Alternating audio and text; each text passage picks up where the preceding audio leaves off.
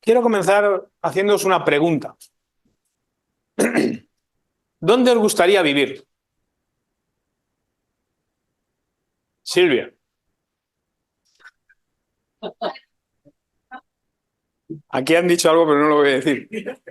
No lo voy a decir porque luego van a decir. Yo os he preguntado, ¿dónde os gustaría vivir? Han dicho que en la montaña, en, en Asturias. Muy bien. ¿Dónde os gustaría vivir? De Dios. Donde esté Dios. Muy bien, Rafael. Excelente. ¿Sabéis? Aquellos que hemos decidido hace ya muchos años seguir al Señor y servir a Él y a su iglesia, y hemos ido pasando por distintos sitios, ya no sabemos dónde vivir, ¿verdad? Porque hemos pasado ya por distintos sitios y ya, pues, de donde salimos, de donde fuimos trasladados. Y el otro día, pensándolo bien, estaba pensando en esto, ya llevo semanas pensando en ello y por circunstancias, otras circunstancias que hemos vivido en casa, me hacía que pensar, ¿dónde quiero vivir? ¿Dónde quiero vivir? Y cuando cantábamos ahora el himno, no sé si os habéis dado cuenta, dice, mi hogar, anhelo ir al cielo, mi eterno y dulce hogar. ¿Eh?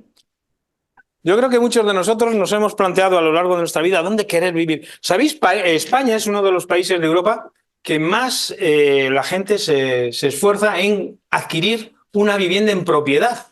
En muchos países del centro de Europa, en estos países del centro de Europa, pues la gente vive más, en vez de adquirir en propiedad una vivienda, viven de otra manera, viven en alquiler o en otras circunstancias. Pero España justamente es uno de los países de Europa donde más la gente se esfuerza en poder tener una casa en propiedad. Os voy a contar una historia. Cuentan que había una mujer que entre sus pertenencias más preciadas tenía un pañuelo que le regalaron en algún momento especial. Era un pañuelo bordado, era un pañuelo que ella guardaba de una manera muy especial. Un día estando en casa y atendiendo algunas cosas, sin querer se le cayó una gota de tinta negra en ese pañuelo. Ella sufrió. Incluso cuando lo vio, lo escondió. No quería ni verlo. Durante tiempo lo tuvo escondido sin que nadie lo viera ni que ella misma lo viera. Sufría cada vez que pensaba en ese pañuelo que le habían regalado y que era tan bonito, tan bordado, tan precioso y tenía una gota de tinta negra. Un día acertó a pasar por allí, por su casa, un antiguo amigo de la familia, quien era un importante artista. Durante la conversación se dio cuenta que ella quería contarle algo y no pudo por más que contárselo. Mire, tengo un pañuelo que me regalaron hace tantos años, un pañuelo que para mí es especial, pero mira cómo lo tengo. Y sacó el pañuelo y vio su pañuelo totalmente manchado con esa gota de tinta negra. Él se quedó mirando el pañuelo, dijo, ¿me le dejas? Dice, este pañuelo nada más vale para qué, para tirarlo. Dice, ¿tú me lo dejas? Me lo voy a llevar. Y así hizo. Este hombre se llevó el pañuelo. Durante algunas semanas estuvo trabajando en ese pañuelo y en ese pañuelo lo que hizo que a partir de esa gota de tinta negra empezó a dibujar un maravilloso y hermoso paisaje, al punto de que el pañuelo lucía mucho más hermoso y atractivo que antes. Aún era mucho más hermoso que cuando estaba totalmente limpio y sin mancha. Nuestro mundo fue una vez limpio y hermoso, perfecto en todo. Pero un día también le cayó una mancha negra que lo dejó totalmente arruinado.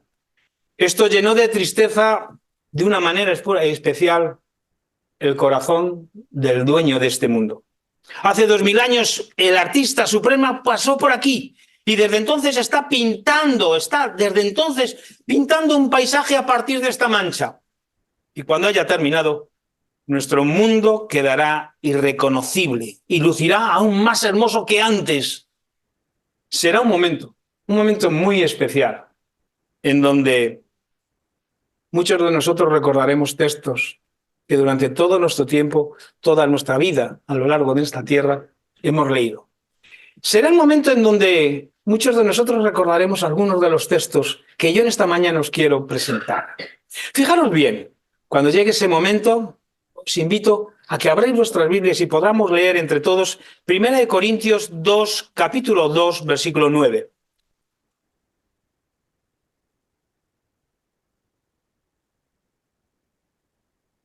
Primera de Corintios, capítulo 2, versículo 9. Será un momento cuando los redimidos exclamarán jubilosos, estaremos seguros, dice el texto, 1 Corintios 2, capítulo 9.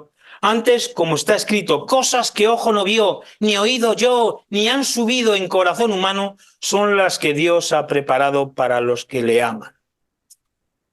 Será un momento en cuando los redimidos puedan recordar estas palabras.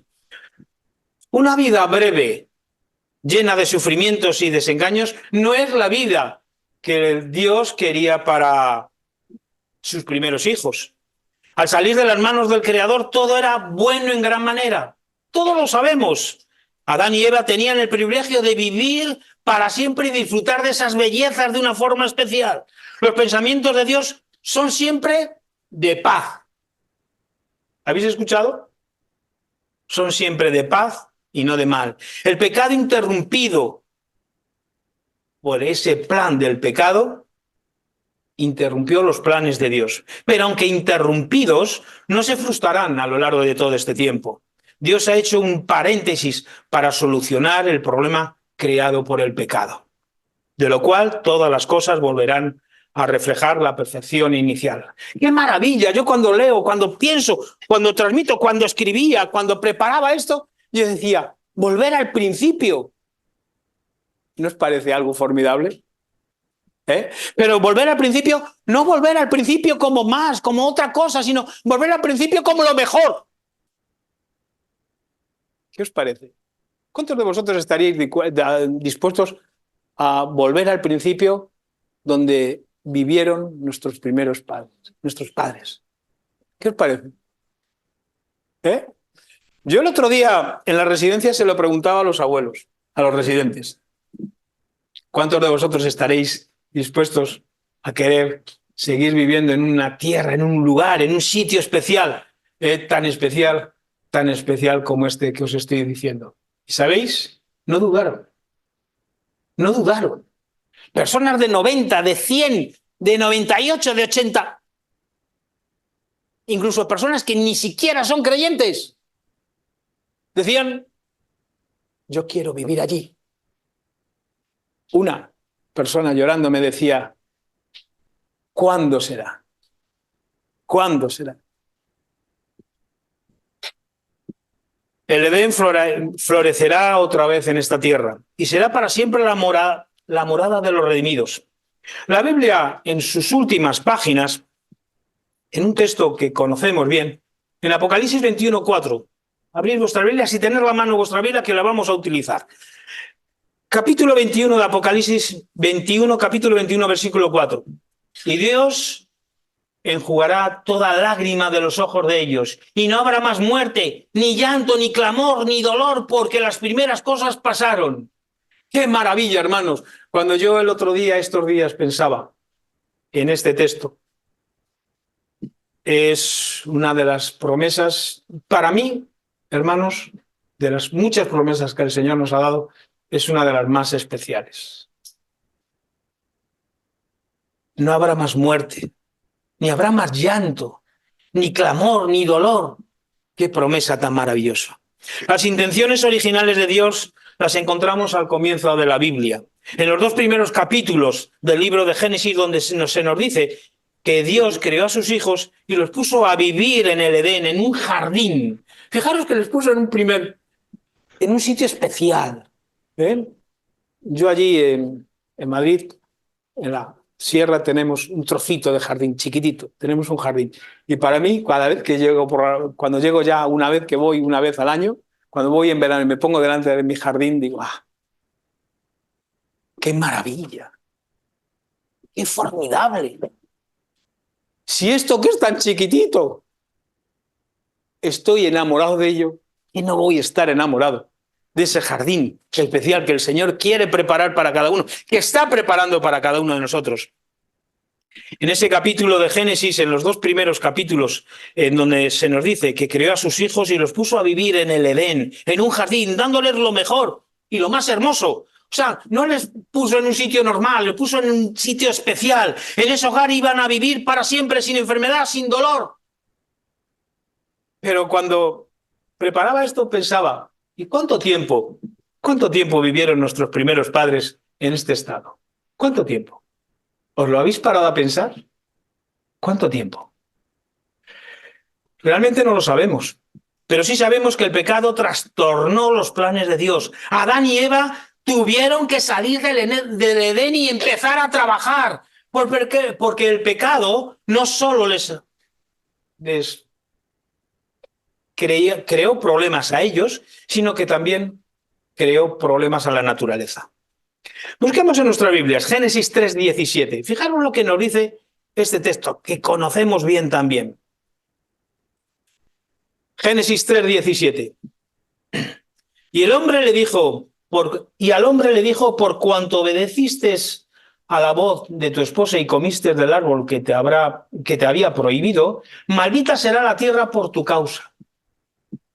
No solamente el problema venía para ellos, sino que además el problema también se quedaría sobre la tierra. Con dolor comerás de ella todos los días, les había anunciado Dios.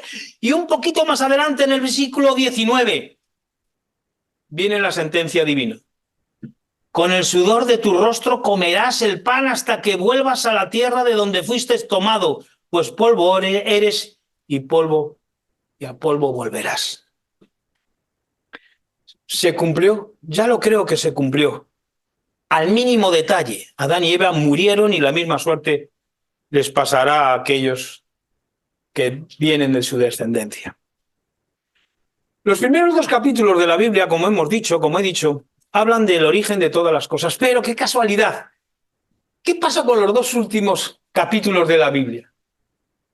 Los 2 primeros hablan del origen de las cosas, pero los 2 últimos capítulos relatan la restauración de todas las cosas a su perfección original.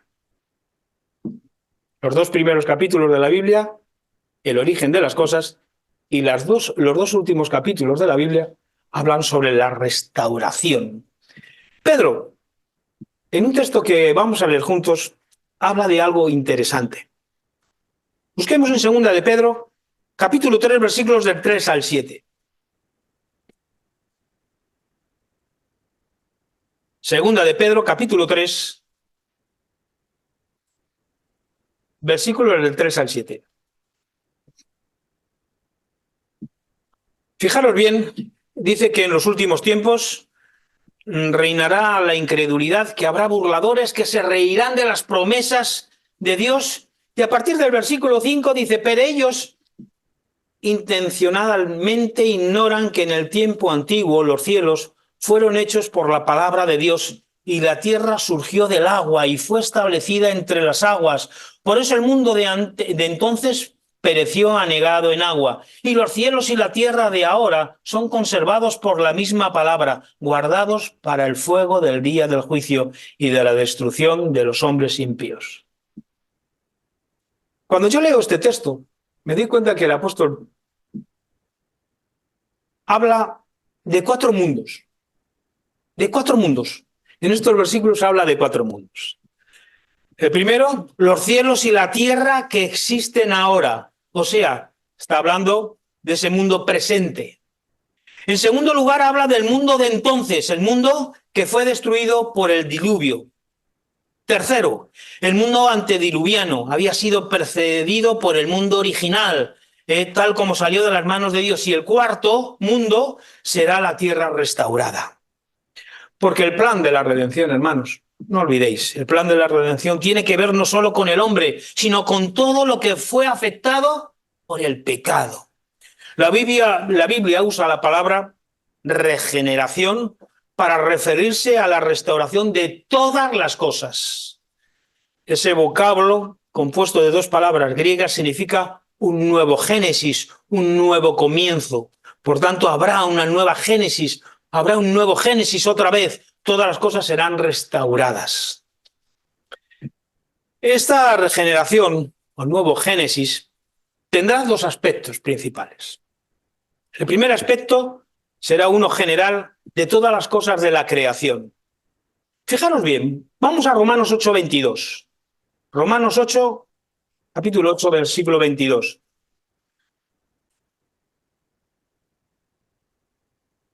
El apóstol Pablo nos recuerda que debido al pecado, sabemos que hasta el presente todas las criaturas gimen a una y a unas sufren dolores como de parto. Debido al pecado, toda la creación gime a una, mientras espera el momento de esa restauración. Si buscamos en Mateo 19, busquemos en nuestras Biblias Mateo 19, versículo 28.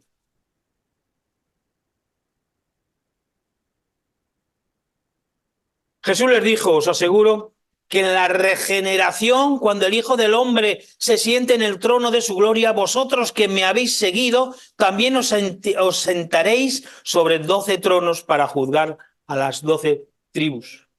El Señor está hablando de una regeneración, lo está utilizando Él mismo cuando el Hijo del Hombre se siente en el trono de su gloria.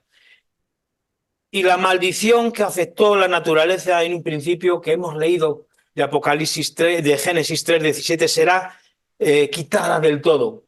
Será quitada del todo. Una de las últimas palabras del último libro de la Biblia dice algo especial. Dice, busquemos en Apocalipsis 22:3. Fijaros lo que dice. Apocalipsis 22:3. Y ya no habrá maldición alguna. Por tanto, este mundo, ese lugar que el Señor está preparando, va a ser un lugar limpio por completo. Queda claro, hermanos. La generación, la humanidad gime por el problema del pecado. El Señor nos dice que en la regeneración nos sentaremos a su lado, que la maldición que afectó a la naturaleza del principio va a desaparecer. Pero queda otro aspecto importante. Es la regeneración que tiene que ver con la transformación de los seres vivos, de todas las personas, de todos los seres que vivimos en la tierra, porque ellos también gimen bajo los efectos del pecado. Dice la palabra de Dios, busquemos en Tito 3:5. 3:5, Tito 3:5.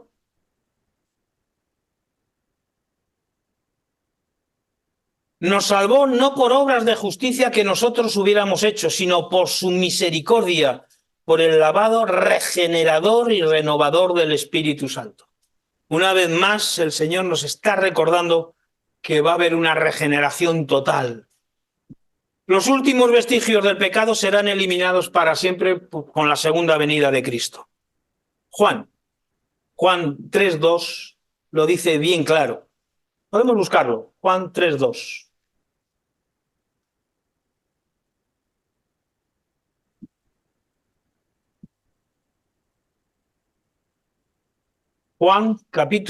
Primera de Juan 3:2. Primera de Juan, capítulo 3, versículo 2. Amado, ahora ya somos hijos de Dios, y aunque no se ve aún lo que hemos de ser, sabemos que cuando Cristo aparezca seremos semejantes a Él. Nos está diciendo que en ese cambio regenerador, como hemos dicho el segundo aspecto, que afecta a ¿quiénes? A los hijos de Dios. Él nos está diciendo que seremos semejantes a Él. En Isaías también. Es un texto que me gusta mucho leer.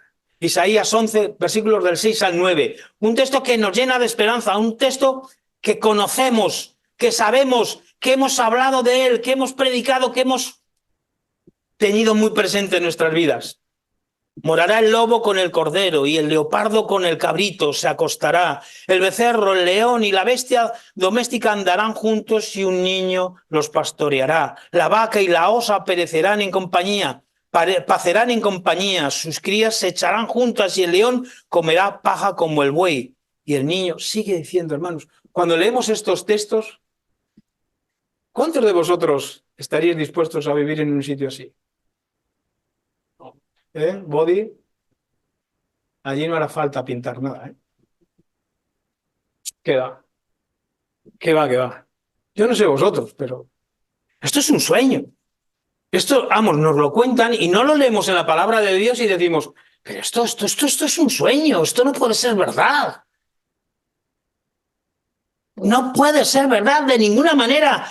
Toda la naturaleza reflejará en sus mínimos detalles la perfección con la cual Dios hace las cosas.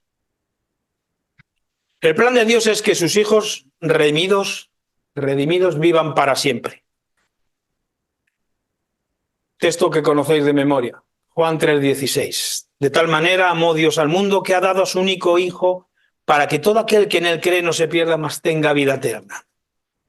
Este es el propósito original de Dios para Adán y Eva. Hubieran tenido la vida eterna si no hubieran desobedecido. Esta tierra restaurada otra vez por el Creador será el hogar feliz de todos los redimidos, pero por la eternidad.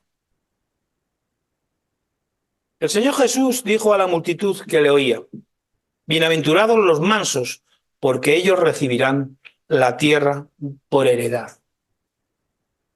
Bienaventurados. Esto va a ser así.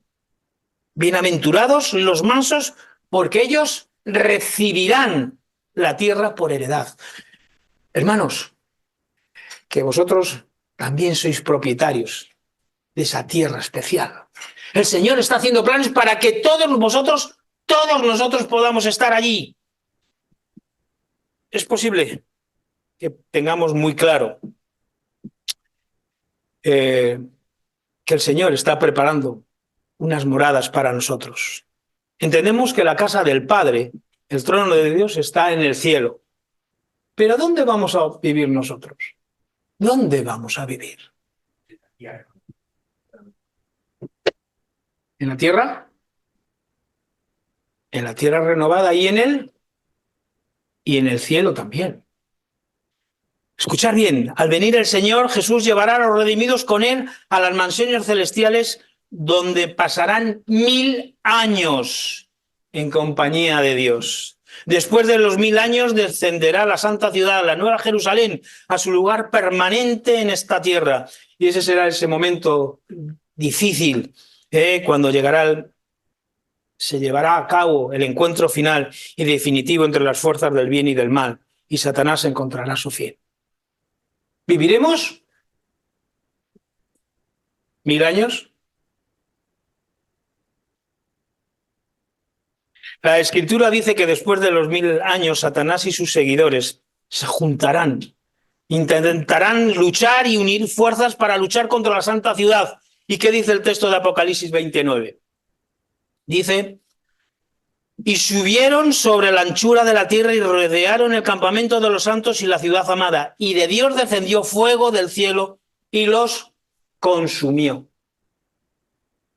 ¿Quién quedaremos, hermanos? Y así el Señor Jesús, la simiente de la mujer, aplastará para siempre la cabeza de la serpiente antigua. Podríamos seguir hablando de Apocalipsis 12:9. Pero estos son promesas. ¿Cuántos de vosotros alguna vez habéis recibido una promesa y no se ha hecho efectiva? ¿Cuántos de vosotros hemos hecho a veces alguna promesa y no hemos cumplido? ¿Cuántos?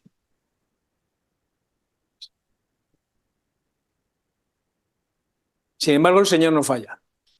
Las promesas del Señor son... ¿Y las promesas del Señor cuándo podemos disfrutar de ellas? ¿Tenemos que esperar a que pasen sus promesas? Pensando en las promesas de Dios, no son solo para el futuro, sino que tienen la dimensión del presente. Alguien escribió un libro que se titula La presencia del futuro. La tesis, el hilo conductor de todo el libro es que la persona redimida puede gozar anticipadamente del bienestar futuro ya en esta vida, mientras aguarda por la fe la esperanza venidera. El Señor Jesús habló de estas dimensiones de una manera muy especial. Fijaros bien, cuando les enseña a orar a sus discípulos en la oración modelo, le dices: Padre nuestro que estás en los cielos, santificado sea tu nombre, venga, pero está hablando él futuro. Venga. Sin embargo, en otra ocasión, él habló de su primera venida como el momento que estableció su reino. En respuesta a algunos de los que le estaban acusando por los milagros que hacían, podemos leer en Mateo 12, versículo 28. Vamos a leer en Mateo 12, versículo 28. ¿Cómo cambiamos el tiempo de los verbos? Mateo 12, versículo 28. Pero si yo echo los demonios por el Espíritu de Dios, entonces ciertamente el reino de Dios ha llegado a vosotros. ¿Cómo está hablando ahora? En presente. Su promesa se está haciendo realidad. ¿Cuándo? Ahora. El reino ya ha llegado, pero todavía seguimos diciendo: venga tu reino. Se suele usar las palabras ya, pero no todavía, para expresar esa realidad. Con la primera venida de Cristo se inauguró su reino, y con la segunda venida se va a consumir. Pablo dice en Colosenses, fijaros bien, nos ha librado de la potestad de las tinieblas y trasladado al reino de su amado Hijo. Sigue hablando en presente. En presente. Dice el texto, nos ha trasladado al reino de su amado Hijo. En un sentido real, la redención es un hecho presente, que deberíamos aprender a disfrutar ya desde ahora. ¿Cuál es el secreto para poder disfrutar anticipadamente de las bendiciones del Señor? Todo, esta mañana lo hablábamos en la escuela sabática, todo lo determina nuestra relación con Dios. Casi termino con un texto. Primera de Juan 5:12. Buscamos en nuestras Biblias Primera de Juan 5:12.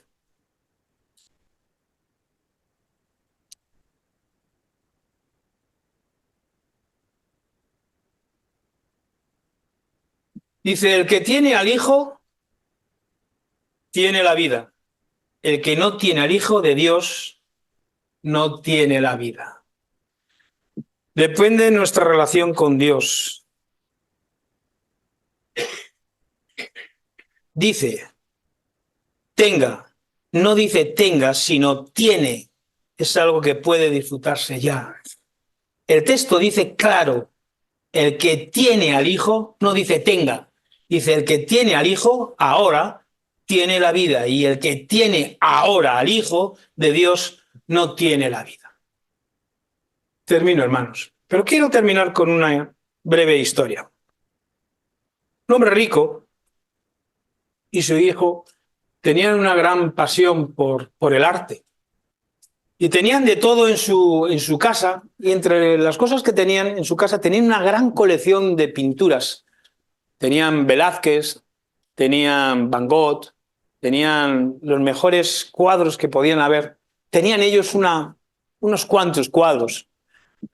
Qué curioso, que muchas tardes se sentaban el padre y el hijo y se ponían a caminar por la casa, en una casa grande, y se ponían a caminar y empezaban a ver los cuadros, esos cuadros tan hermosos. No sé cuántos de vosotros habéis estado alguna vez en alguna pinacoteca tan importante, ¿no? Como por ejemplo el Prado, el Louvre. Qué maravilla ver esos cuadros, ¿no? Y ellos tenían esa pequeña pinacoteca importante en su casa y ellos gozaban viendo esa colección de cuadros que tenían. Hubo el problema del Vietnam, surgió que el hijo tuvo que ir a la guerra y justamente allí falleció. Un tiro le mató cuando justamente estaba salvando a otro soldado. El padre se quedó muy triste durante mucho tiempo por la noticia que había recibido del fallecimiento de su hijo. Había sido asesinado, matado en guerra y sobre todo también le llenaba de gozo el saber que su hijo había muerto intentando salvando a otros soldados. Pasó el tiempo y un día llamaron a la puerta de la casa. Cuando abrió, se encontró un joven con un paquete muy grande en sus manos. Hola, buenos días. Mire, disculpe, no le quiero molestar, pero soy el soldado que su hijo salvó cuando murió. El padre se quedó. Sé que su hijo tendría muchas ganas de poderle dar esto que yo le traigo hoy. Y se lo traigo yo para darle las gracias por el hijo que usted tuvo. Cuando el padre abrió ese paquete, era un cuadro. Era un cuadro que este joven había pintado del hijo de este señor. Y el padre se quedó muy perplejo cuando vio los ojos de su hijo. Se le acordó perfectamente cómo él había captado perfectamente la mirada del hijo. Él contempló con profunda admiración la manera en que el soldado había dibujado en ese cuadro la expresión del hijo. ¡Qué bueno! Ese padre cogió ese cuadro, lo puso en un sitio especial y allí quedó el cuadro por mucho tiempo. Pasaron los años y el padre murió. Y se hizo una subasta en su casa para poder vender todas las cosas que tenía esa casa. Y cuando fue el señor que llevaba el director de la subasta, lo primero que sacó fue el cuadro del hijo. Pues vamos a comenzar la subasta por el cuadro del hijo. ¿Quién da $200 por él? Inmediatamente alguien levantó la voz y dijo, por favor, retiren ese cuadro. Queremos los Van Gogh, los Velázquez, los Goya. Quite ese cuadro de ahí. El señor siguió con su subasta.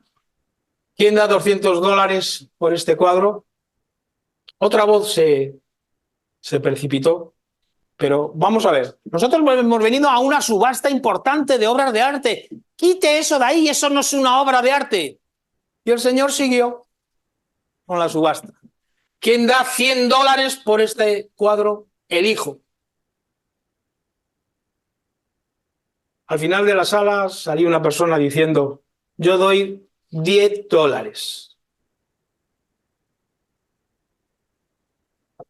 Sí, véndaselo por $10, por favor. Termine pronto para seguir con la subasta. $10. ¿Quién da más? ¿Quién da más? $10 a la una, $10 a las dos, $10 a las tres. Adjudicado. Bueno, la gente se puso tan contenta. ¡Qué bien! ¿Podemos seguir ya ahora con la subasta? Y el director de la subasta dijo, no, disculpen, tengo órdenes por el testamento que la persona que se llevase este cuadro, él se llevaría el resto de todos los cuadros de la casa. Es la orden estricta que tengo de las últimas voluntades del testor y, por tanto, aquí se acaba la subasta. Esa persona que dio los $10 era el jardinero, un hombre humilde que había servido en esa casa durante años, y él quería tener el hijo en su casa. Yo en esta mañana os quiero también decir que es importante que nosotros podamos pensar en ese hogar de los redimidos, para que sea una verdad presente en nuestras vidas, que sea el deseo de tener la presencia de Dios, nuestro Padre Celestial, en todo lo que hagamos. La Biblia habla de la tierra nueva. Vamos a Apocalipsis, 2 textos más. Apocalipsis 21:3.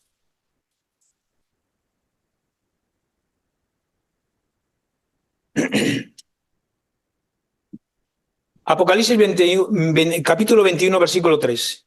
Y oí una gran voz del cielo que dijo: ahora la morada de Dios está con los hombres y Él habitará con ellos. Ellos serán su pueblo y Dios mismo estará con ellos y será su Dios. El Señor nos está diciendo que Él va a ser nuestro Dios, que va a estar con nosotros, que quiere estar, que no va a ser otro, que va a ser Dios. Y por último, Apocalipsis 22, un poquito más adelante, versículos del 1 al 4. Después el ángel me mostró el río del agua de la vida, luciente como el cristal que salía del trono de Dios y del Cordero. En medio de la plaza de la ciudad, a uno y a otro lado del río, estaba el árbol de la vida, que llevaba 12 frutos. Cada mes da su fruto y las hojas del árbol son para la sanidad de las naciones. Y ya no habrá más maldición alguna. El trono de Dios y del Cordero estará en ella y sus siervos le servirán. Verán su rostro y su nombre estará en sus frentes. Hermanos, si al principio del sermón os he preguntado dónde queríais vivir, o dónde os gustaría vivir, creo que ahora ya no puede haber duda. Yo quiero vivir en ese lugar que el Señor me ha prometido. Sería estupendo, hermanos, que cada uno de nosotros sintiéramos la necesidad de estar en ese hogar tan especial que el Señor está preparando para cada uno de nosotros, que podamos hacer nuestro el reino de Dios ya aquí y ahora, y no esperar que pueda venir, que va a pasar. No, vivámoslo ahora como si estuviéramos ya allí. Hermanos, que el Señor nos bendiga. Yo quiero estar allí, y cuando esté allí, pues estoy seguro que voy a estirar el cuello. Voy a estirar el cuello para ver a mis hermanos. Verte a ti, Fernando. Ver a Jordi, por supuesto. Ver a la hermana. Ver a Silvia. Verlos a todos, a Luis, a Josiane, a todos. Y estiraré y miraré a mis hermanos de Granollers. ¿Dónde están mis hermanos? Y allí estaréis, tú también. Que el Señor nos guarde. Y ojalá que sintamos, escuchar bien, que sintamos esta necesidad de poder vivir por la eternidad en ese hogar especial. Os quiero decir algo. No os quedéis con el mensaje de hoy para vosotros. No, lo haréis mal. Compartidlo con los demás. Compartidlo con vuestros amigos, compartidlo. Yo os digo que cuando damos estudios bíblicos y cuando presentamos estos textos, la gente se acerca a Dios. Se acerca a Dios porque quieren vivir algo especial. Que el Señor nos bendiga y nos guarde.